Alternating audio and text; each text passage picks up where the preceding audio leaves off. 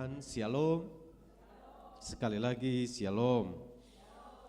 Nah, puji akan nama Tuhan, kita bersyukur pada kesempatan ini di mana kita boleh ada per hari ini tanggal 24 November dan sungguh ini waktu terus jalan dan tanpa kita hitung-hitung pun waktu terus berjalan.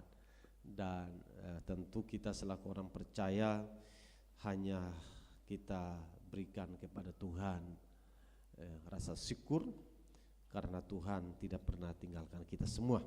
Nah, baik, hari ini saya ingin kita belajar bersama satu bagian kebenaran firman Tuhan dengan tema saya hari ini, menjadikan Kristus sebagai Raja di dalam hatimu.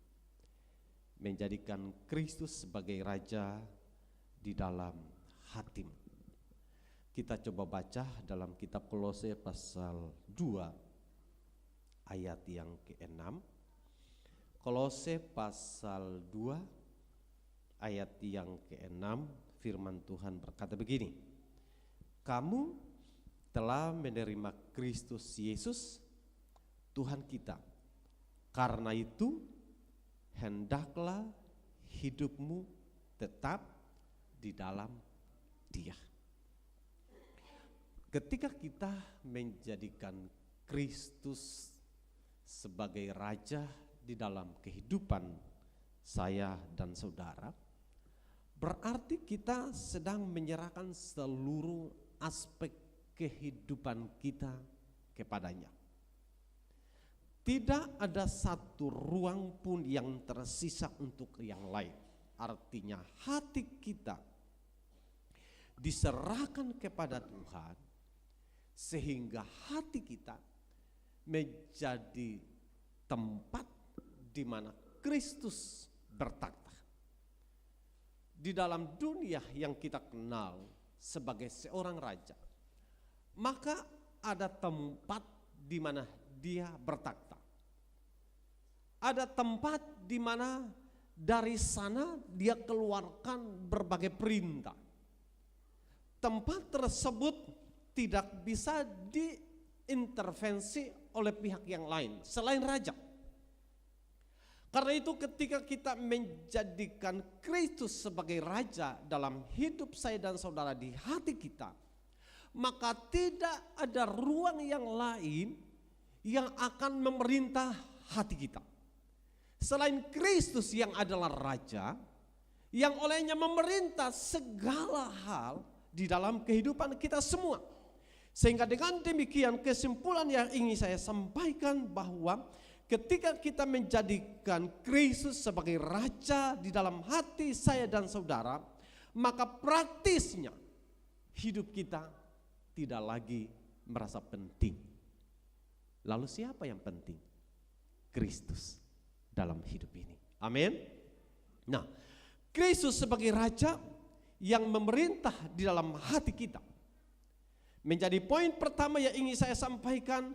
Kalau menjadikan Kristus sebagai Raja di hati kita, maka hati kita menjadi pusat di mana Kristus akan memerintah. Nah, kita baca dalam kitab Mazmur pasal yang ke-24 ayat yang ke-10, firman Allah berkata, siapakah Dia ini? Raja kemuliaan, Tuhan semesta alam. Dialah Raja kemuliaan.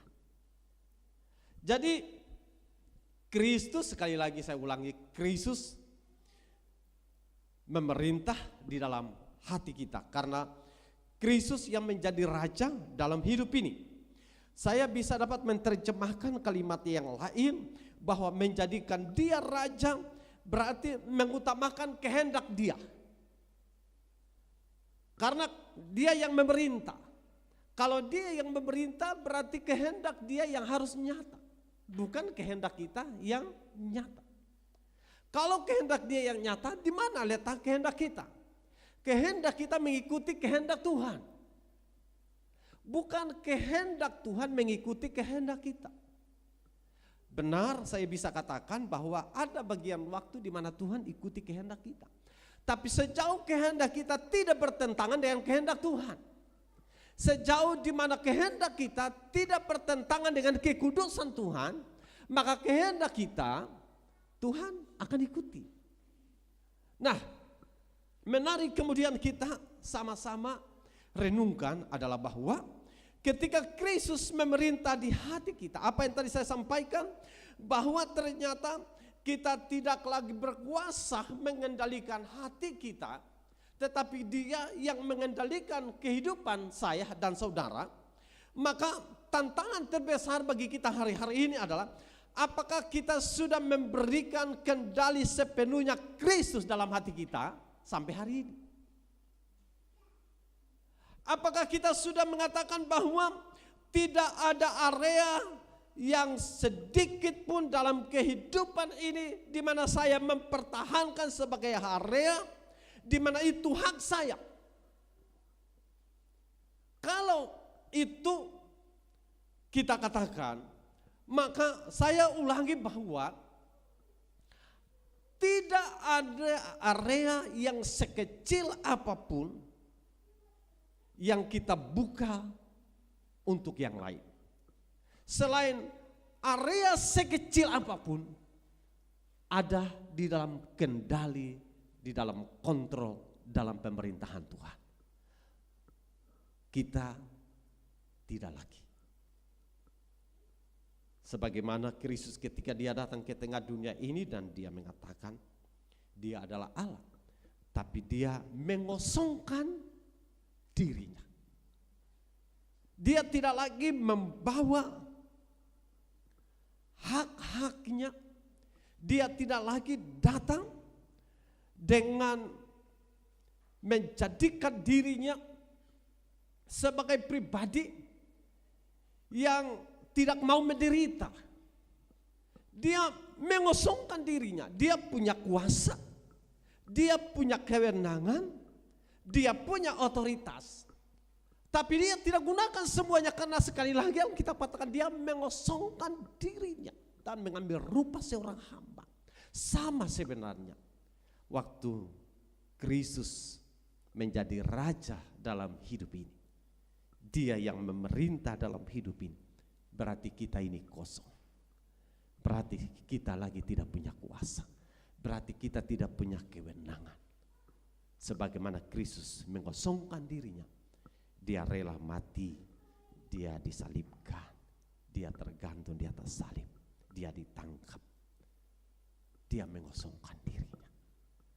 Karena itu saudaraku yang dikasihi oleh Tuhan, menjadikan Kristus menjadi raja dalam hati saya dan saudara, maka penting untuk kita menjadikan kehidupan kita sebagai bahan evaluasi. Dapatkah kita memberikan seluruh hidup ini dalam kendali Kristus sebagai raja dalam hidup ini?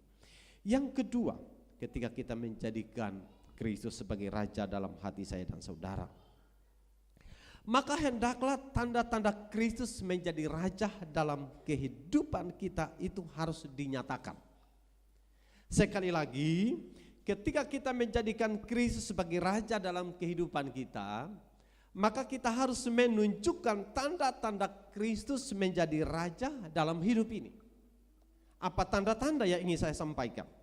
Dalam kitab Yohanes, Injil Yohanes 14 ayat yang ke-15, Injil Yohanes pasal 14 ayat yang ke-15, firman Allah mengatakan begini: jikalau kamu mengasihi aku, kamu akan apa saudara lanjut? Menuruti segala perintahku. Jadi tanda-tanda Kristus menjadi raja dalam hati saya dan saudara, berarti kita menunjukkan ketaatan kepada firman. Ketaatan kepada firman sebagai satu bagian dari bukti kita ini menjadikan Kristus sebagai raja di dalam kehidupan saya dan saudara. Menjadikan Kristus sebagai raja berarti terlibat dari kesediaan kita untuk taat kepadanya. bahkan ketika itu sulit atau bertentangan dengan keinginan kita sekalipun, maka ketaatan haruslah terukir dalam hidup saya dan saudara sebagai bukti bahwa di dalam kita Kristus menjadi raja. Berarti Kristus menjadi raja dalam hati kita semua. Sebagai tanda yaitu ketaatan kita atas firman Allah. Dalam kitab Galatia pasal 5 ayat 22 sampai ayat yang ke-23, di sana memberikan kepada kita yang namanya buah-buah roh. Buah-buah roh menjadi bukti tentang bagaimana perubahan karakter kita yang dibentuk, yang diasah, yang digembleng dari firman Allah. Karena firman Allah dalam Timotius mengatakan firman Allah itu mengajar, mendidik kita, menyatakan kesalahan. Berarti firman Allah menjadi alat yang kemudian membuat karakter kita ini seperti karakter Kristus. Tidak ada sumber yang lain, tidak ada materi yang lain, tidak ada bahan yang lain yang membentuk karakter kita. Yang dapat mampu membentuk karakter kita yaitu firman Allah. Karena itu waktu kita menaati firman Allah, maka di situ menjadi bukti maukah kita dibentuk untuk memiliki karakter seperti Kristus atau tidak. Apa yang tadi saya sampaikan, ketaatan itu dalam hubungannya dengan firman Allah. Kalau mau karakter kita menjadi karakter seperti Kristus, maka ketaatan kita kepada firman Allah mutlak walaupun bertentangan dengan kehendak kita. Tapi di saat kita taat kepada firman Allah yang walaupun bertentangan dengan kehendak kita, maka itu akan membentuk pribadi karakter-karakter sama seperti Kristus.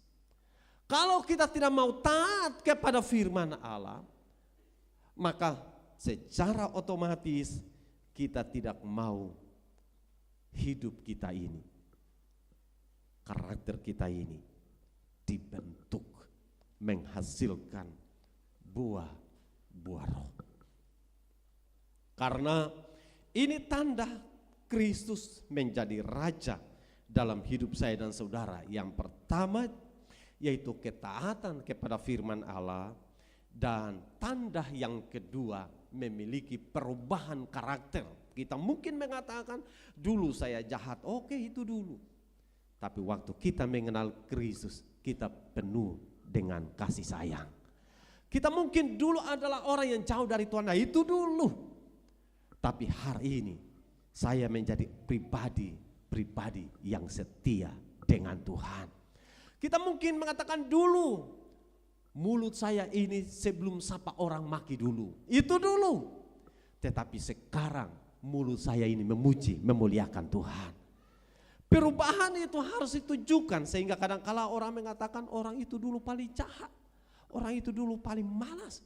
Kenapa dia menjadi setia sekarang? Kenapa sekarang dia menjadi sungguh-sungguh dengan Tuhan? Karena itu menjadi contoh dari sebuah perubahan karakter dalam kehidupan kita. Dari mana dia bisa mengalami perubahan itu? Karena firman Allah yang membentuknya.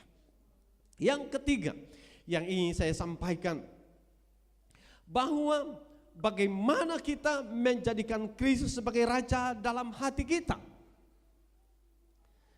Poin yang ingin saya sampaikan bahwa kalau benar kita mau menjadikan Kristus sebagai raja dalam hati saya dan saudara, maka hendaklah kita berserah penuh.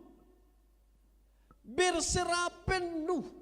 Kita tidak menjadikan setengah-setengah kehidupan ini kepada Tuhan. Kita harus sepenuhnya menyerahkan kehidupan kita kepada Tuhan. Penting dalam kitab Roma pasal yang ke-12, firman Allah mengatakan begini ayat pertama. Karena itu saudara-saudara, Demi kemurahan Allah, aku menasihatkan kamu supaya kamu mempersembahkan tubuhmu sebagai persembahan yang hidup, yang kudus, dan yang berkenaan kepada Allah. Itu adalah ibadahmu yang sejati. Teks yang lain mengatakan bahwa kasihilah Tuhan Allahmu dengan segenap hatimu. Selalu ada kata segenap, segenap, dan segenap. Kenapa penting kata segenap? Paulus mengatakan bahwa supaya kamu mempersembahkan tubuhmu sebagai persembahan yang hidup, yang kudus, berkenan kepada Allah, itu adalah ibadahmu yang sejati. Kalimat-kalimat ini sebenarnya mendorong kita bahwa sebenarnya tidak ada ruang dalam kehidupan kita untuk kita kembali lagi atur-atur, saudara. Tidak ada ruang untuk kita berkuasa di sana sebenarnya. Tapi ruang di dalam hati kita adalah Tuhan di atas segalanya. Dan kalau kita hidup tetapi orang memerintah, itu berat, saudara. Ada istilah bilang, sekalipun burung itu sarangnya terbuat dari emas, tetapi burung tidak akan menikmati kebebasan sebagaimana dia ada di alam liar. Ada istilah yang lain yang mengatakan bahwa di saat kita dijajah, walaupun mungkin makan roti dan madu, tetapi kebebasan tidak akan bisa dapat dinikmati sebagaimana kita ada hari-hari ini. Ada contoh yang lain yang kemudian dikatakan, kalau di penjara orang bisa dapat makan, minum dengan bebas tanpa harus bekerja. Tapi bukankah kita semua yang hadir hari ini tidak mau masuk penjara? Ada amin? Atau ada yang masuk ke penjara? Ada satu kisah saya sempat dengar, apa ini benar atau tidak, tapi di Narnia ada seorang yang informasinya dia sudah tidak lagi punya keluarga dan dia melakukan sebuah perbuatan yang membuat dia harus masuk ke penjara. Waktu dia untuk bebas itu sudah beberapa waktu, tapi dia memilih tidak mau keluar dari penjara.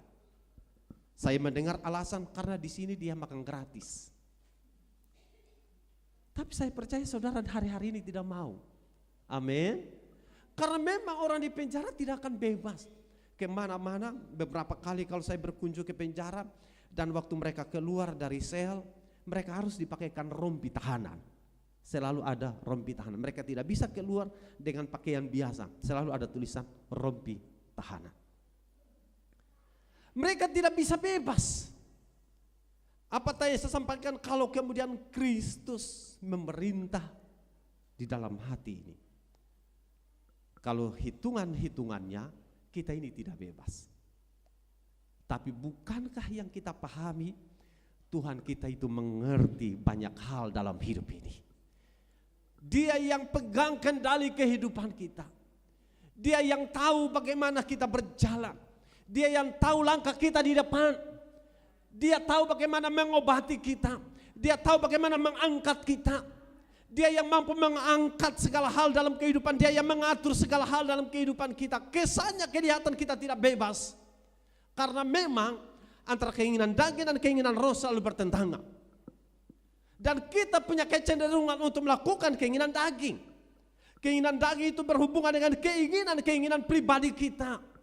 Yang selalu bertentangan dengan keinginan Tuhan. Dan selalu saja keinginan daging itu berlawanan dengan keinginan roh. Tapi bukankah kita sedang mempertanggungjawabkan kehidupan kita tentang kekekalan bukan terkait dengan daging?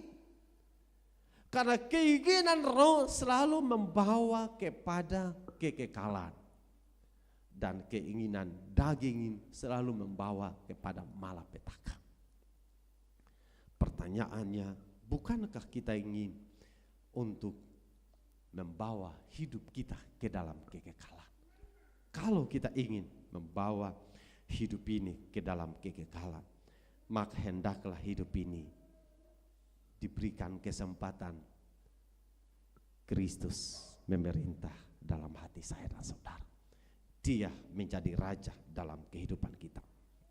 Berserah penuh. Selain itu saudara, menjaga persekutuan dengan Tuhan. Jadi setelah kita berserah, maka kita juga harus menjaga persekutuan kita dengan Tuhan. Jangan sampai persekutuan dengan Tuhan itu terjadi ada gap atau ada jarak. Sesibuk apapun kita, hendaklah persekutuan kita dengan Tuhan itu tetap terjaga. Karena di saat kita bangun persekutuan kita dengan Tuhan, kehangatan kasih kita kepada Tuhan itu tetap terjaga. Tapi kalau kita jaga jarak hubungan persekutuan kita dengan Tuhan, apa yang terjadi? Kita akan menjadi dingin dengan Tuhan. Apa maksud kata dingin? Semangat kita membangun hubungan dengan Tuhan menjadi tidak lagi bergairah. Menjadi tidak sesemangat sebelumnya. Karena itu persekutuan kita dengan Tuhan itu terus dijaga. Karena itu kenapa mungkin kita paham dalam kehidupan kita, bukankah kita bisa berdoa di rumah? Bukankah kita bisa beribadah di rumah? Tapi kenapa kita harus kumpul sama-sama di sini? Pernahkah saudara memikirkan hal itu? Kan bisa kita ibadah keluarga di rumah, doa keluarga di rumah. Kan tidak bedanya dengan kita ada di dalam persekutuan bersama. Tapi sekali lagi bahwa momen-momen persekutuan kita dengan Tuhan tidak dibatasi hanya pada satu tempat. Atau momen persekutuan dengan Tuhan itu harus tetap kapan, di mana, situasi apapun harus terus terbangun. Kalau kita merasa ada dalam persekutuan kita ada di rumah, oke, itu di rumah. Tapi persekutuan di tempat yang lain pun terus harus kita jaga untuk terus terbangun seperti kita ada hari-hari ini. Karena itu Alkitab katakan, jangan lalai dalam persekutuan. Karena persekutuan itu, kalau Alkitab juga mengatakan bahwa ibadah itu berguna karena mengandung janji. Kalau mengandung janji, apa janji? Saudara bisa tahu janji. Karena Tuhan menguraikan banyak hal dalam Alkitab tentang janjinya. Dan janji di mana Dia hadir di situ, saudara. Karena di mana satu atau dua orang, di situ Tuhan ada. Berarti Dia berjanji untuk hadir.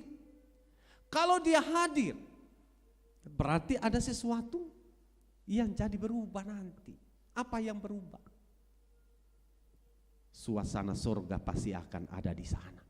Dan biasanya kalau ada suasana surga, menghadirkan yang namanya sukacita Tuhan. Dan sukacita ini penting untuk kita bisa selalu harus bisa nikmati persekutuan dengan Tuhan. Kalau saya bisa dapat mengatakan lewat doa kita, lewat membaca firman Tuhan, lewat apa saudara? Komunitas-komunitas yang tadi saya sampaikan seperti persekutuan doa di rumah atau departemen-departemen dalam ibadah-ibadah doa pelayan atau ibadah raya pagi seperti ini menjadi sarana bagaimana kita membangun persekutuan kita dengan Tuhan. Nah, hal yang lain, bagaimana kita semua menjadikan Kristus sebagai Raja dalam hati kita. Tadi saya sudah sampaikan, kita berserah penuh kepada Tuhan, yang kemudian kita juga menjaga persekutuan kita dengan Tuhan. Tapi yang ketiga saya ingin menyampaikan bahwa kita harus bisa terus mengutamakan Tuhan di dalam kehidupan kita semua. Kalau menjadikan Kristus sebagai Raja dalam hati kita, berarti Dia yang utama, kita yang nomor dua.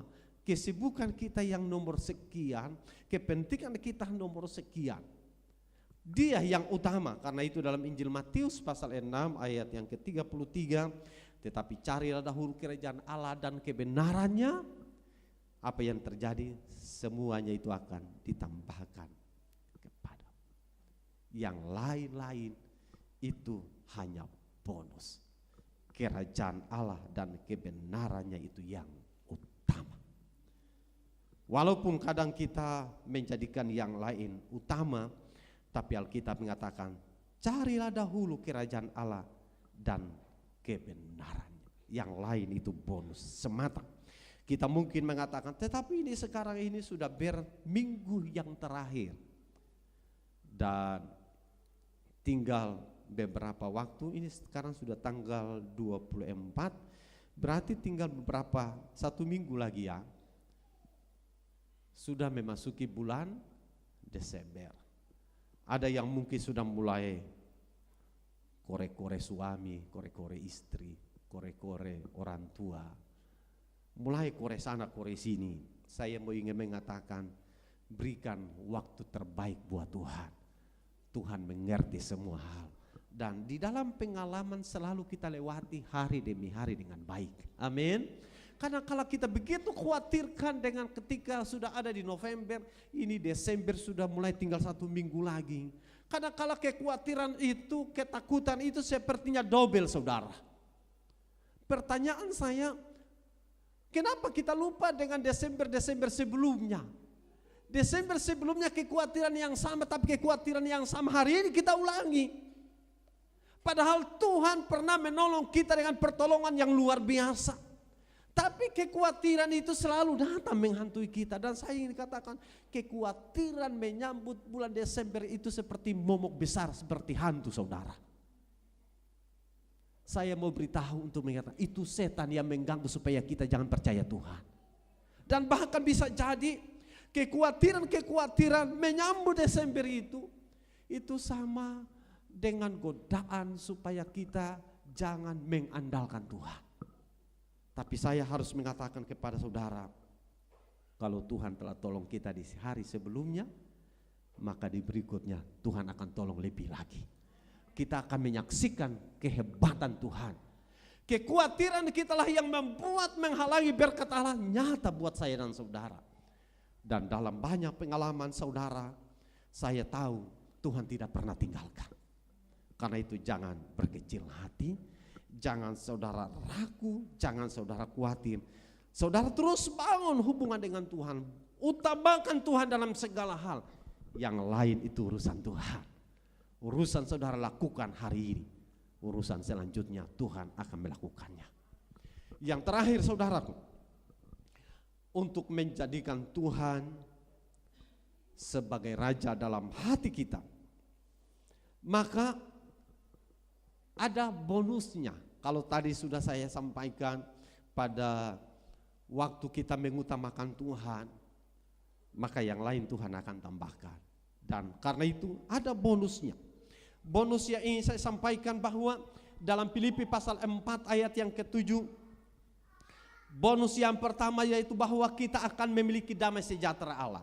Alkitab katakan damai sejahtera Allah yang melampaui segala akal akan memelihara hati dan pikiranmu dalam Kristus Yesus. Kalau Kristus memerintah di dalam hati kita, Dia akan melimpahkan damai sejahtera di dalam akal dan memelihara hati dan pikiran kita, sehingga bicara damai sejahtera itu ketenangan. Kalau kita bicara damai sejahtera itu bebas dari tekanan.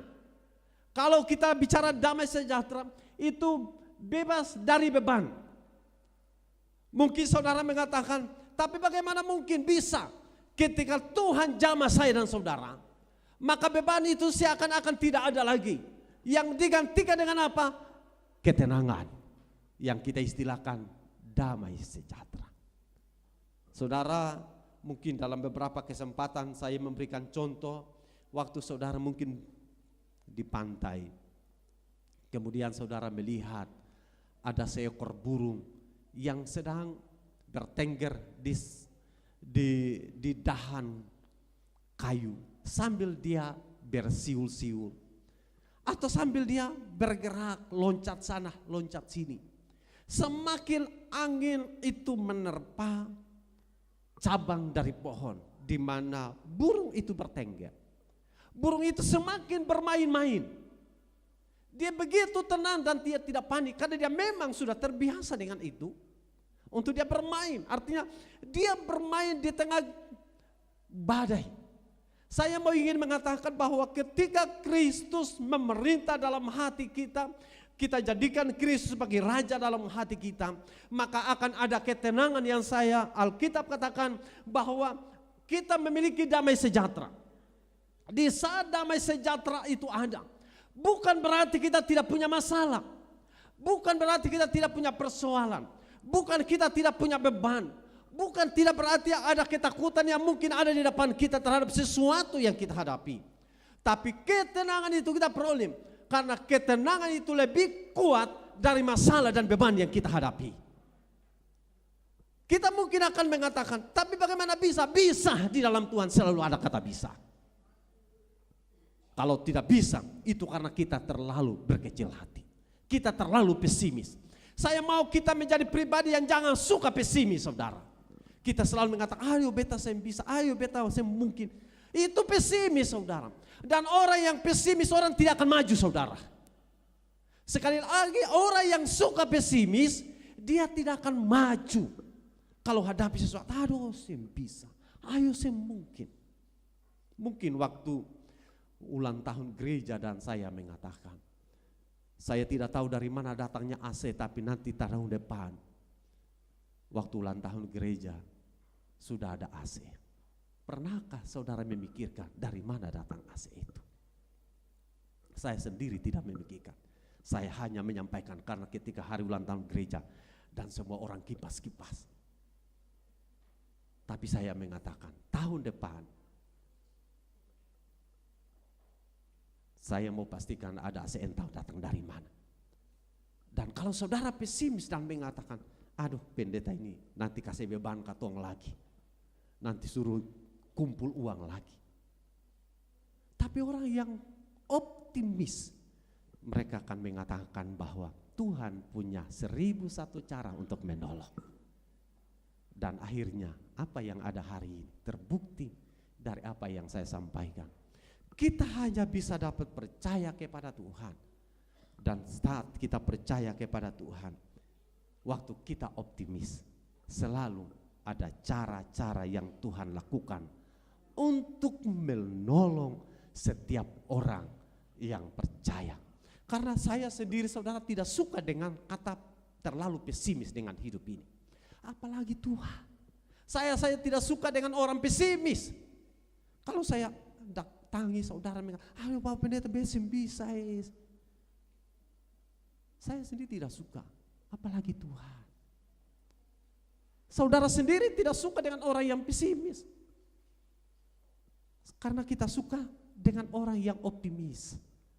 Karena orang yang optimis itu selalu melangkah lebih cepat dari orang yang pesimis. Kalau orang yang sedang membangun usaha lalu dia pesimis, aduh keadaan susah, dari mana kalau contoh saudara buka pondok atau buka usaha, halo pondok adalah banyak begini, orang bagaimana belanja dengan katong, itu pesimis.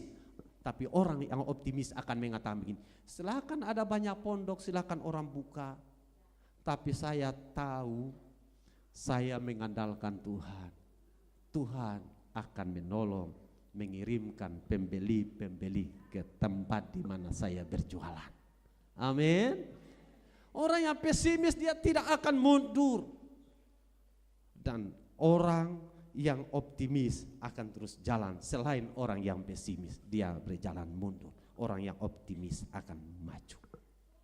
Jadi dalam mengiring Tuhan, kita harus tetap berjalan di dalam optimisme yang tinggi. Karena Tuhan kita itu luar biasa. Jadi ada berkat memiliki damai sejahtera. Tapi juga ada kekuatan dalam pencobaan. Jadi setelah kita memiliki damai sejahtera itu berkat, saudara. Dan Itu dunia sedang cari, mereka tidak tahu. Damai sejahtera itu hanya diperoleh oleh orang-orang yang percaya kepada Kristus. Di luar Kristus mereka tidak tahu apa arti damai sejahtera itu. Mereka berusaha mengejar sana sini, mereka tidak temukan, karena damai sejahtera hanya diperoleh di dalam Kristus Yesus. Tetapi ada yang kedua, berkat yang kedua itu memiliki kekuatan dalam pencobaan. Dalam Yesaya 41 ayat yang ke-10 itu menjelaskan kepada kita tentang jaminan kekuatan dan kemenangan menghadapi setiap tantangan. Jadi di saat kita menjadikan Kristus sebagai raja dalam kehidupan kita, maka orang akan mungkin mengatakan, kenapa orang itu dia bisa begitu kuat? Karena dia punya Tuhan yang hebat. Kenapa orang itu begitu luar biasa? Karena dia punya Allah yang hidup. Kenapa saudara bisa ada sampai dengan detik hari ini? Karena saudara tidak sedang mengandalkan diri saudara, tapi saudara sedang mengandalkan Tuhan. Dan di saat saudara mengandalkan Tuhan sebagai raja atas hidup saya dan saudara, maka saudara akan mengatakan tantangan, pencobaan, persoalan, silakan saja. Tapi saya terlalu percaya raja dalam hidup ini, dia tidak akan biarkan saya sendiri. Dia akan jalan sama-sama dengan saya. Kemanapun dia membawa saya, itu terbaik adanya. Kiranya Tuhan akan tolong kita semua lewat kebenaran firman Tuhan pada kesempatan ini, untuk kemudian kita menjadi pribadi yang semakin hari semakin setia, semakin sungguh-sungguh, semakin memuji, semakin memuliakan Tuhan, karena kita tahu bahwa Kristus menjadi raja di dalam hati saya dan saudara. Tuhan Yesus memberkati kita semua.